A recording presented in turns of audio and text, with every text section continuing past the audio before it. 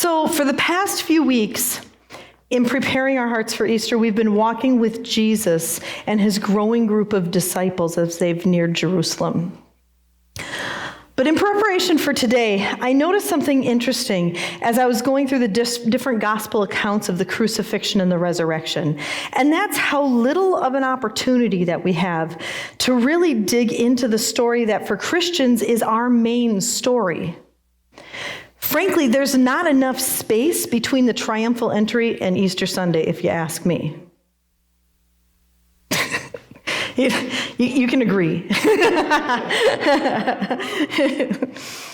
So much happens in that little short week. I feel like we need just like a few extra weeks to do it justice. So this week I began to write a sermon about the crucifixion and the resurrection, and I kept running into another challenge. Each gospel writer, Matthew, Mark, Luke, and John, highlights different details about the events, depending on the larger story that they were concerned with telling. For example, Matthew argues and highlights that Jesus is God, whereas Mark demonstrates Jesus' humanity, both things that we need to understand. Luke showcases Jesus' compassion, and John wrote specifically to spread the message that Jesus is our Savior. So this week, no matter what I did, when I focused on one gospel or another, I found that I was writing the message, like missing that message in the other one. You see, the story that we share, the story that diminishes our differences and unifies us, is the most beautiful story humanity has ever known. So I did what I started to do a lot of times. I shifted from writing a sermon to just simply writing the story. And if you don't know, before I became a pastor, I was an author. So returning to a story and just writing it out is kind of how I deal with passages that I'm mulling over. And at first I started writing it like somebody looking from the outside in. But as I went along, I realized that that perspective created a distance that didn't sit well with me. And maybe that's because this story is so personal. It's so elemental to who we are as individuals and as a community. So I scrapped that. And I started writing it from one of the 12 named disciples' perspectives. This meant that I could draw on all of the Gospels because they're all there, but it created another problem. We know quite a bit about the disciples, so whomever I would choose, I would have to include their personalities as a large part of that story, and this left me with a decision. So do I write it from the perspective of the sons of thunder, in which case I might write a story with a bit more intensity, or do I write it from the perspective of Thomas or Peter, all which would have changed the story quite a bit? I realized that I needed to write it from a perspective of a disciple who had witnessed everything, but one that we don't really know well. So I chose Mary Magdalene. She followed Christ closely. All 4 Gospels recognize that she attended the crucifixion and was an integral part of the story up to and after that last week. So today, I'm going to do something a little non-traditional, and I'm going to beg your patience, because this sermon isn't going to be like a normal sermon. Instead of preaching about the experiences of the cross, I want to tell the story through Mary Magdalene's eyes. And before you get concerned, all the details in the story are true to what we have in the Gospels, as well as what we know from history. And I did just as much work, if not more, reading through commentaries and resources and ensuring the accuracy of the retelling. So this morning, I hope you enjoy the story we share through the eyes of Mary Magdalene.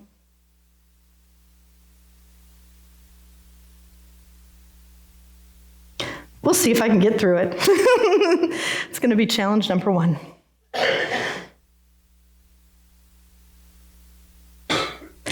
I opened my eyes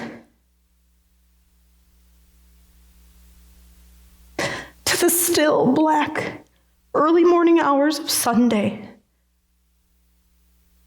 I'm awake, But that's not new. I've been awake for days, maybe. Right now, time goes fast and slow all at once. We doze in bits of stolen, guilty moments of unconsciousness, waking with a start, disoriented for a few panicked moments until the past week comes flooding back.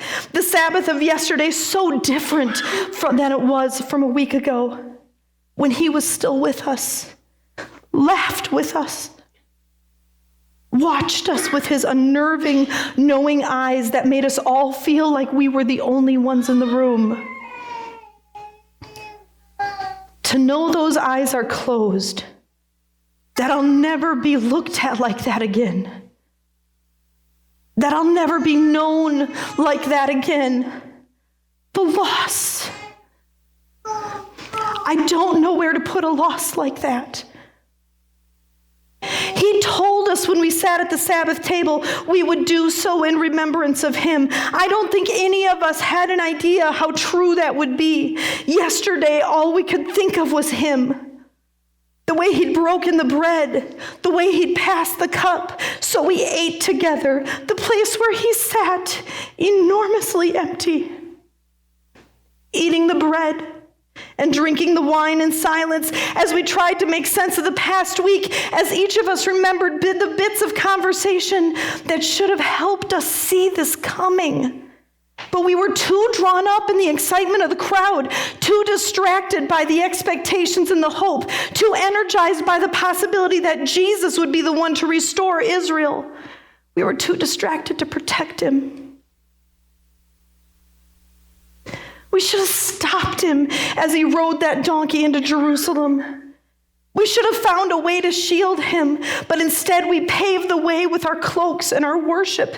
It felt so right at the time. But now, I still don't understand how it turned. How did we ignore the soldiers watching? How did we not see how well the Pharisees had plotted against him? They had him killed as a criminal. Will we be next? I rolled to my side and closed my eyes against the still black sky. I breathed in one deep breath and let it out, feeling my lungs completely empty, like Jesus's.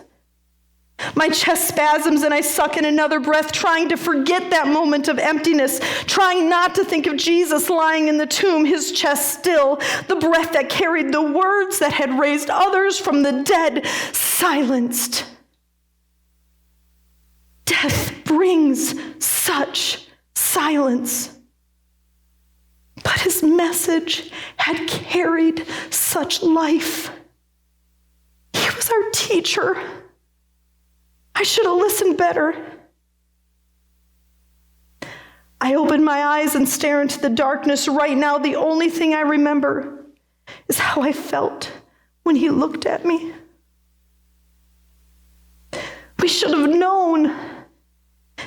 Everything he did wasn't what we expected him to do. The things that the other rabbis found beautiful, Jesus pointed out the ugliness. The things the other rabbis found fault with, Jesus saw the beauty. We should have known. For him, the rich were poor and the weak were strong. And now the most alive person I've ever known lies still and cold, buried under the silence of a stone tomb. A week ago, he said the stones would shout if we were silent. Now it feels like the whole earth is silent. Like we all took a breath in and then out and forgot to breathe in again. The skies went dark when he died. And even though the sun returned, I feel like without him here, I'll never be warm again. Why aren't the stones crying out?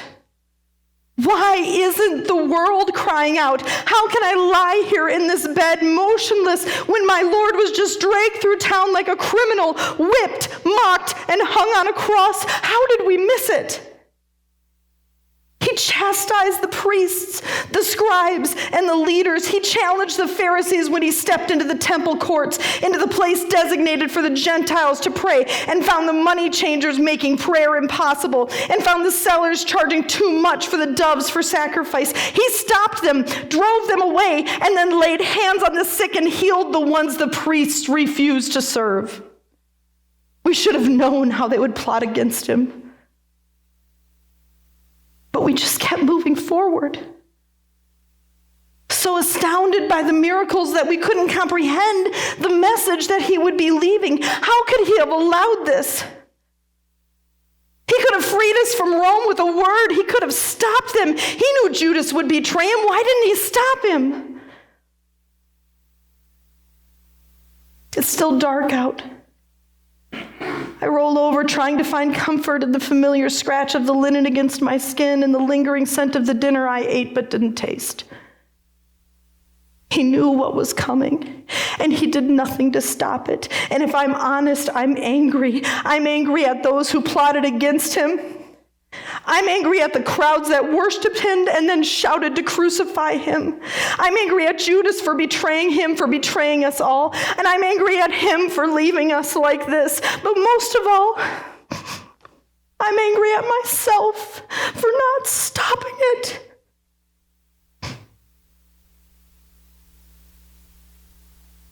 When they came to arrest him, it was Judas who betrayed him with a kiss. They took him away, armed as if he would try to destroy them.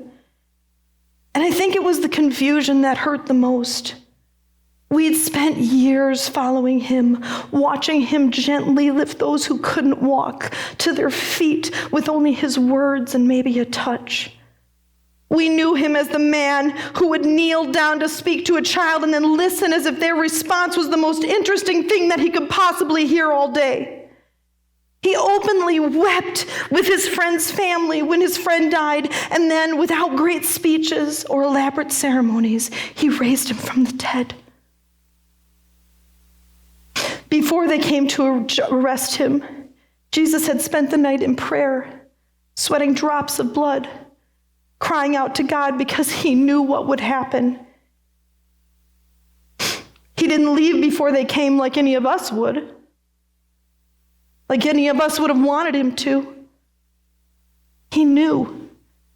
He was a prophet, a messenger from God. He could have called down the angels to protect himself. He could have called us to protect him. I would have gladly traded my life for his.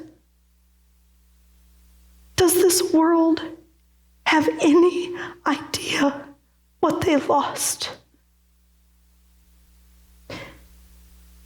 He didn't look surprised when they came, just resigned to what we didn't know. Peter especially didn't know. He went after the high priest's slave with a sword and cut off his ear. No one expected that. Well, no one but Jesus, I suppose, because he simply told Peter no more of this and touched the man's ear, healing it instantly. How could they still take him after that?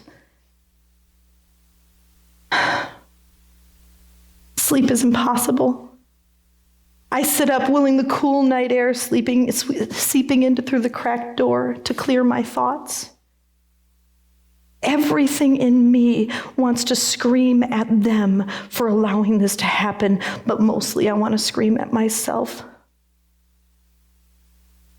But I don't have the energy because I'm really not angry. I miss my friend.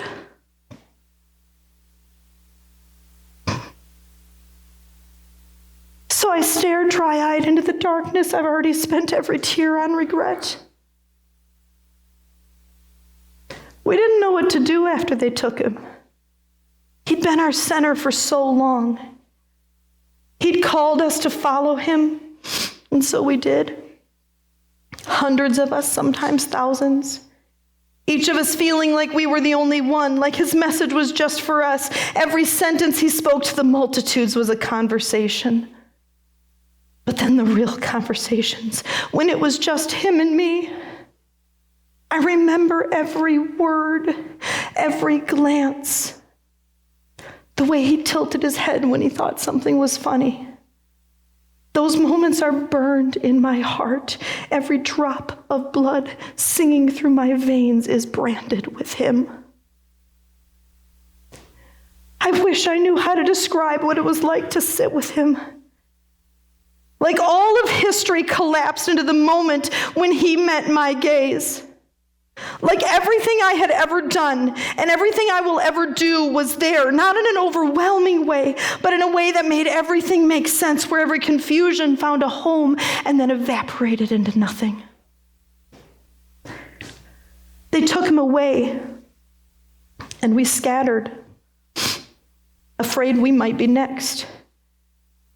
If they could take our Lord, what could they do to us? So we moved to the outskirts of the crowds. For so long, we had surrounded Jesus, and it was the chief priests and scribes and all the others who wanted him gone that weaved in and out between us, calculating and plotting against him. In a moment, that changed. The Pharisees, the priests, and the scribes moved to the center, and we let it happen. We allowed ourselves to be pushed back. And without that nearness, many of the people who had been following Jesus, who had watched the miracles, who had shouted their praise, many who had hoped he would be our Messiah, started again to listen to the powers that they had always listened to. In an instant, everything changed. And it was us who weaved between, trying to catch a glimpse, hoping we wouldn't be discovered. And all the times he'd warned us of this moment, the things we couldn't comprehend and didn't want to believe, came flooding back. He'd just washed our feet earlier that day and told us that we wouldn't understand until later. He warned us that one of us would betray him and another deny him, and we didn't want to believe him. But that night that they illegally took him before the council and put him on trial for some of the things that he'd said, they accused him, misused his words, and made false claims. And his response was silence. I think what I might remember most about those days was the silence. Not from the crowds. I've never heard noise like that in my life, and I hope to never hear it again. Hate, when given a voice, is deafening. Jesus' silence, though, that's what I remember, because even when he spoke, it was as if no one heard. Their hate had made them deaf to everything else but their own disappointment and anger. Then Caiaphas, the high priest, with scorn dripping from his words, asked Jesus if he was the Messiah, the Son of the Blessed One. That question Jesus answered. He said, I am. And then clarified his claim and enraged the priest by using phrases out of Deuteronomy and Psalms. Jesus told him, you will see the Son of Man seated at the right hand of the power and coming with the clouds of heaven. The priest tore his clothes in protest and anger and in pageantry. He called Jesus' words blasphemy, and they decided that our Lord deserved to die. That's when the beating began. This time, it was my own silence that roared in my ears. They gritted their teeth and they clenched their fists, and when the first punch hit Jesus, the wind left my lungs. I couldn't take a breath in. I stood there like a statue, watching him take blow after blow, knowing I should stop it, but paralyzed by my own fear and disbelief. Just days ago, these people had been praising him, and they didn't stop. They spat on him, and they blindfolded him, the man who had returned sight with only a touch. They blindfolded. They tied the cross around his face so he couldn't see who struck him, and then told him to prophesy, to tell him who dealt the blow. He was crumpled to the ground. And I don't know if he was conscious when I turned away. Friday dawned, and they dragged him before Pilate. He'd already been betrayed and denied by those who loved him, and we all stood there just stunned in silence, watching the day unfold like a nightmare. It would get so much worse than we could have ever imagined. I rubbed my eyes, surprised to find tears on my face again. Pilate asked Jesus if he was the king of the Jews. And Jesus answered, his bruise is going darker by the minute you say so. But when the priests made more accusations, Jesus remained silent. I suppose there wasn't a lot left to say. But I wish I'd have said something. The priests insisted, though, blaming Jesus for stirring up the people, telling Pilate that Jesus told the people not to pay their taxes. None of that was true, and for a moment I thought Jesus might be released when Pilate told the crowds that he couldn't find a basis for the punishment they were asking for. But the priests insisted, and when Pilate learned that Jesus was from Galilee, in Herod's jurisdiction, he sent him to Herod, who happened to be in Jerusalem. Herod didn't mind. For a long time, he was hoping to see some of the miraculous signs that everyone had been talking about. I could have told him that Jesus wouldn't do that. Miracles that heal and deliver aren't for the entertainment of the rich and the powerful. Any of us could have told him that. But Herod was used to getting his way. So he continued the mocking that hadn't stopped since the night before. When he got bored, he sent him back to Pilate, who told the priests again that our Jesus had done nothing to deserve death. He gave us a choice. Pilate gave the crowd a choice. He would set one prisoner free. We could have Jesus back, or he would release the murderer Barabbas. I couldn't shout loud enough to be heard over the cries of "Crucify him." So Pilate handed Jesus over to be flogged. They dragged him to the center of the crowd, the people jeering and spitting as he stumbled, trying to get a foothold, trying to stand. They stripped him, tied his hands to the post, and began the torture. I've seen people flogged before. Normally, when the Romans order the flogging, no one survives. But the Jews limit the number of stripes to 40. Like 40 years of wandering the desert, or 40 days of fasting and temptation. It's a mercy I no longer consider a mercy. By now, he was too exhausted, too beaten to cry out much. The shards of bone and lead cut into his skin, tearing away his flesh until it hung in strips from his back and his shoulders and his legs. It took a while, but eventually the blood pooled around his knees, soaking into the ground. We took turns holding each other back from rushing in to stop the cruelty. I'll never know if that was the right thing to do. The sky outside is shifting. Shades of violet have finally scattered the ink black of the night sky, and now they seep into the room where I'm supposed to be sleeping. When they were finished with him, they covered him in a purple cloak, the color of royalty, and pressed a crown made of thorns into his head, and they saluted him, "Hail, King of the Jews." The things they said no one should ever hear, least of all this humble man. They struck him again with reeds this time, driving the thorns further into his brow. And when they finally grew bored, they ripped the robe from his shoulders that had been drying and sticking to his wounds, and fresh blood ran to leave drops in the dirt before the crowds that used to praise him trampled it into the ground. They laid the wood cross across his back and pushed him forward. He struggled up the rocky path, dirt and debris clinging to his wounds, the weight of the cross pressing into his shoulders that we had all at one time or another pressed our faces into, weeping in relief from the pain that had been lifted with only a word, or the forgiveness that had been found with a simple glance. Each step was slower until the guards grew impatient and impressed a pilgrim to carry the cross instead. I wonder if that man knew Jesus was innocent. I couldn't get get close enough to tell if he was angry at being drawn into something he had nothing to do with, or maybe he had the chance to look into Jesus' eyes and see the truth. I hope he had that moment with Jesus. Why weren't we the ones to carry the cross? Why did it have to be a stranger?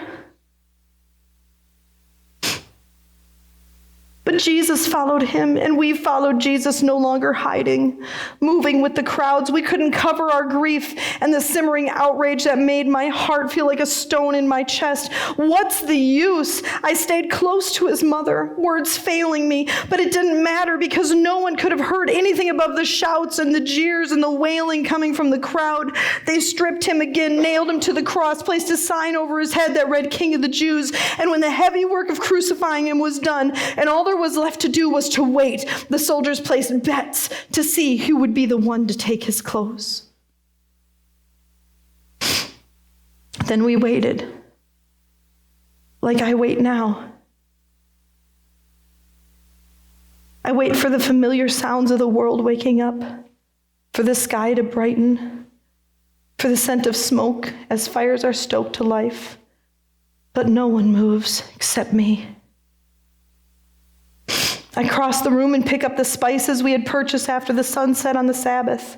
As soon as the city gates are open, we'll anoint Jesus' body, but it's still too early. I sit back down, clutching the bag to my chest, and I continue to wait, willing the familiar scent of the spices to distract me from the ringing in my ears that started when he was taken from us and hasn't stopped.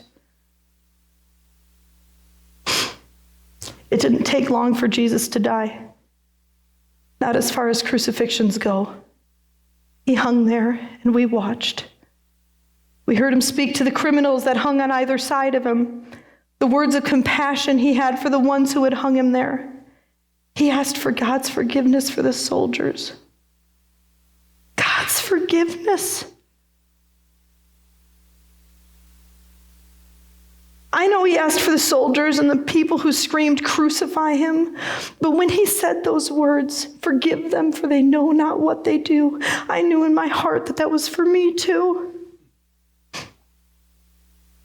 God, forgive my lack of understanding. Forgive my inability to help him. Forgive me for not listening closer to every word he said. One of the criminals joined with the guards, mocking him for not saving himself and saving them. But the other one asked Jesus to remember him. And Jesus, his blood still seeping from his wounds, drying in lines down his unrecognizable face and neck and flowing down the grain pattern of the beams that were fashioned into the cross, said, "Truly, I tell you, today you will be with me in paradise." And then the darkness fell and mercifully subdued the jeering crowd.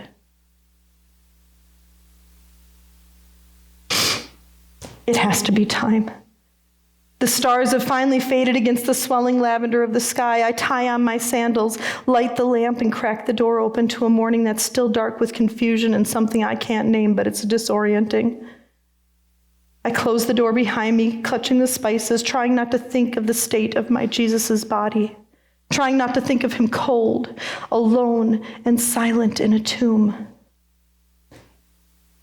I will never forget the sound of his voice or the way he looked at me. That's forever sealed in my mind. But I'm afraid I'll forget what it felt like to follow him. What it felt like to know I was completely safe, that I was seen. I don't want to forget what it feels like to be seen. I step into the morning air, breathe in the cool dampness of it, and look to the horizon.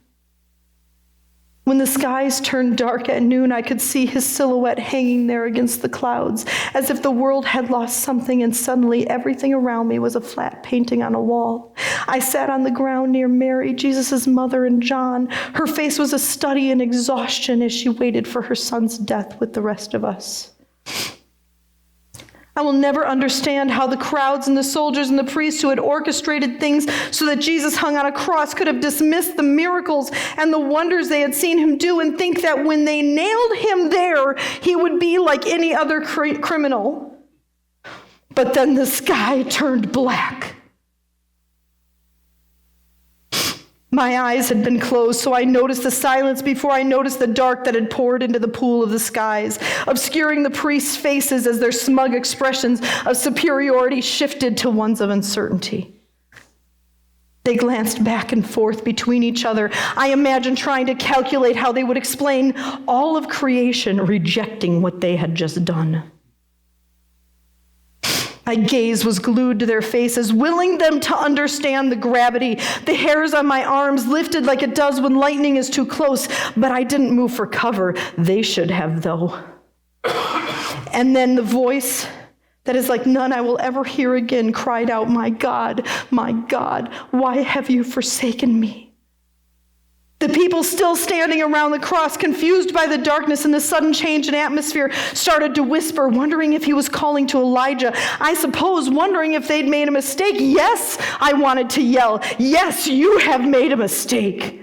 Some women rushed to fill a sponge with bitter wine that would be used to ease his pain or maybe help bring his death on a little faster. But Jesus didn't take it. Instead, he cried one more time, and his last breath slipped from his lungs. I turned from the crowds and I watched it. I watched him die. I stood like a statue and watched the life slip out of his body. But the priests in the crowd didn't watch because the ground began to shake. And the rock split in half. Graves opened and the dead walked. And the temple curtain that separated us from the Holy of Holies, the place only priests could enter, tore in half, top to bottom, opening the entire temple to everyone and censuring the priest's stranglehold on God's message to all of humanity. Yes, you made a mistake.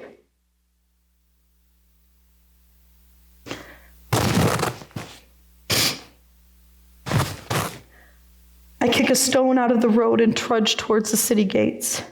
I can see the other Mary's shadow in the distance, waiting in the road for me so we can make our way to his tomb together.